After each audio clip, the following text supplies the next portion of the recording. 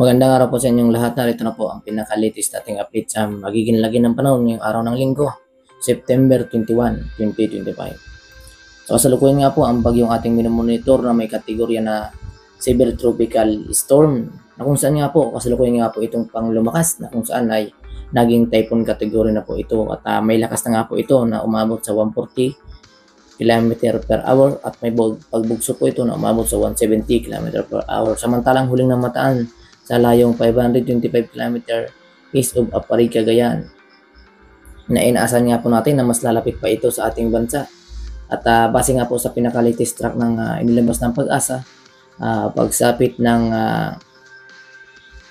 ngayong umaga 2 AM ay isa pa rin itong typhoon category na kung saan nga po sa mga susunod na oras o possible po sa 2 AM ay ng Monday or bukas ay inaasahan natin na magiging super typhoon na nga po ito. At inaasahan natin na hindi bababa sa 185 km per hour ang kanyang sustained wind at pagbugso na umabot yan sa mga 200s or mahigit. So maging alerto po tayo sa mga update namin ilalabas at sa mga wind signal. Samantala, dahil dyan inaasahan natin na nakaka-apekto na ito sa ating Luzon at sa mga kababayan natin dito sa kanlurang bahagi ng Luzon. So halos buong Luzon po ay apektado nitong bagyong si Nando. Kaya naman po nakataas pa rin ang signal number 1 sa Batanes, Pabuyan Islands, Ilocos Norte, Payao, Cagayan, Ilocos Sur, Abra, Kalinga, Mountain Province, Isabela, Ifugao, Nueva Vizcaya, Quirino, Aurora, at kabilang ang Catanduanes. Samantala sa mga susunod na oras ay posible na nga po yan itaas pa sa signal number 2 at dahil sa paglapit ni pa nitong bagyong si Nando. At dahil dyan para naman sa magiging lagi ng ating panahon sa ating kababayan ay inaasahan pa rin po natin makakaranas po ng mga maulap na papurin at mga kalat-kalat na pag-ulan lalo na dito sa area ng Cagayan Valley at Apayao, Ilocos Norte, Batanes, at Abra, Ilocos Sur, Isabela. So pang mga nabanggit pong yan, possible pong makaranas ng mga pag-ulan na possible nga pong umabot sa 100 to 200 millimeters na pag-ulan dulot nga po ng bagyong si Nando na posible nga po maging intensify pa into super typhoon category bago ito maglandfall sa nasa na landfallan nga po nito ang Babuyan Group of Islands. Kaya naman po sa mga kababayan natin yan nasa Babuyan Group of Islands, maging alerto na po at kung maaari ay maghanda na po tayo ng ating mga kailanganing mga sa oras ng ganitong sakuna. Kaya naman para sa maging lagi ng ating panahon, asahan na po ang mga pag-ulan sa buong Luzon. Kung asahan po natin ang maulap na papurin at mga pag-ulan, lalo na dito sa Hilagang Luzon na kung saan nga po inaasahan natin na dito mas lalapit ang bagyong si Nando. So asahan po natin ang maulang panahon dito sa area ng Ilocos Norte, Apayao, Cagayan Valley Region, Abra, Kalinga, Isabela, Mountain Province, Ilocos Sur, Fugao, Benguet, La Union, Nueva Vizcaya, Quirino, Aurora. So yung mga nabanggit pong yan, makakaranas na pong maulap hanggang sa mulap na papurin at mga kalat-kalat at ulan lalo na sa hapon at gabi. At samantala, dahil dyan sa bagyong si Nando, inaasahan din natin makakaranas din ng maulap hanggang sa maulap na papurin at mga kalat-kalat na pag-ulan dito sa may Zambales, Bataan, kabilang ang Occidental Mindoro, Oriental Mindoro, Palawan dahil po yan sa paghila ng bagyong si Nando ng hanging habagat. Samantala sa mga lalabi pang bahagi ng at sa Luzon ay inaasahan po natin na bagya pa rin makakaranas ng pagsikat ng araw sa umaga dito ay sa area ng Laguna, Quezon Province, Bulacan, Pampanga, Tarlac at Nueva Ecija at dito sa area ng Camarines Norte, Camarines Sur, Albay, Sorsogon at Catanduanes. So at dito rin sa Masbate. So makakaranas pa rin po yan ng bagyang pagsikat ng araw. So mataas pa rin po ang posibilidad ng pagsapit ng hapon at gabi makaranas na rin ng maulap na papurin at mga bugso-bugso mga paghangin dulot nga po ng paghila ng bagyong Nando sa hanging habagat. Na kung saan nga po may lakas na nga po itong si Nando na 140 km/h at may pagbuso na 170 km/h. Kaya naman asahan po natin sa mga susunod na oras ang paglakas nito at papalakasin din nito ang ating karagatan.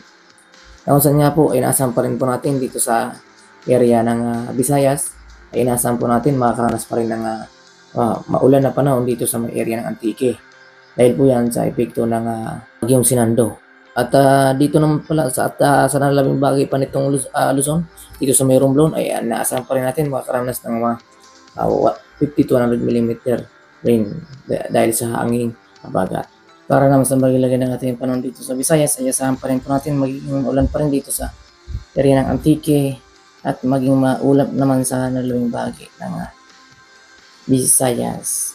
At kabilang nga dito sa makakaranas ng maulap na paporin, Aklan, Capiz, at Iloilo, Guimaras, Negros Occidental. Samantala sa mga nalalabing bahagi pa ng Visayas ay inaasahan natin makakaranas pa rin ng maaliwalas na panahon pagsapit ng umaga. Pagsapit ng hapon at gabi na rin po ang mga localized thunderstorm na kung saan makakaranas ng maulap ng paporin at mga kalat na pag-ulan. Samantala para naman sa lagay ng panahon dito sa Mindanao ay inaasahan pa rin po natin ang bagyang maaliwalas na umaga. Ngunit pagsapit ng hapon at gabi, nariyan pa rin po ang mga localized thunderstorm na siyang nagdudulot ng maulap na papurin at mga kalat na paulan at pagbulog at pagkidlat.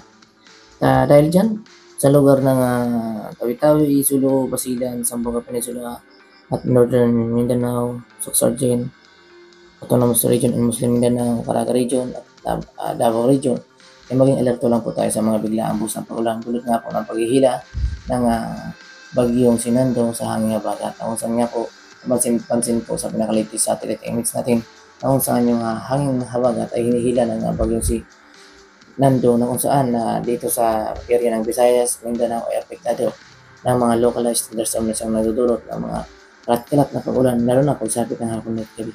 Kaya po maging alerto po.